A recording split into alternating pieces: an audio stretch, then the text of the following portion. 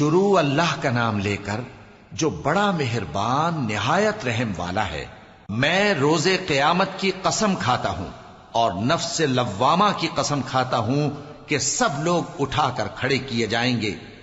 کیا انسان یہ خیال کرتا ہے کہ ہم اس کی بکھری ہوئی ہڈیاں اکٹھی نہیں کریں گے؟ ضرور کریں گے، اور ہم اس بات پر قادر ہیں کہ اس کی پور پور درست کر دیں، مگر انسان چاہتا ہے کہ آئندہ بھی خود سری کرتا چلا جائے۔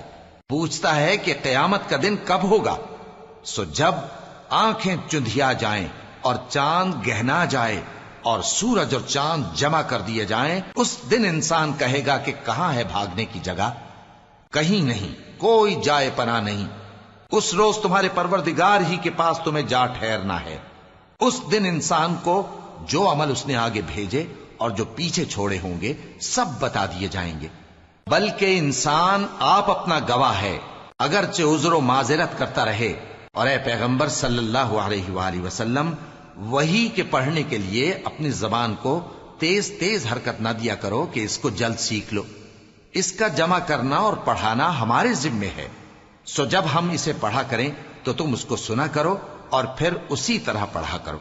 پھر اس کے معانی کا بیان بھی ہمارے ذمے ہے، مگر لوگو تم دنیا کو دوست رکھتے ہو اور آخرت کو چھوڑے دیتے ہو۔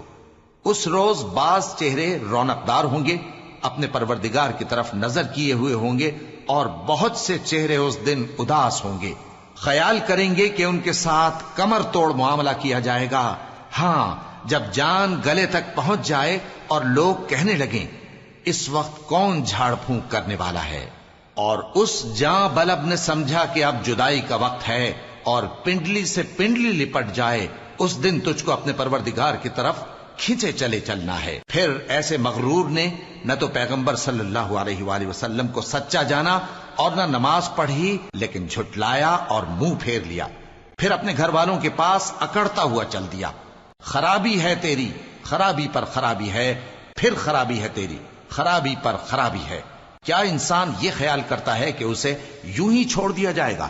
کیا وہ منی کا جو ٹپکائی جاتی ہے ایک قطرہ نہ تھا، پھر لوتھڑا ہوا، پھر اللہ نے اس کو بنایا، سو اس کے اعضاء کو درست کیا، پھر اس کی دو قسمیں بنائیں، مرد اور عورت۔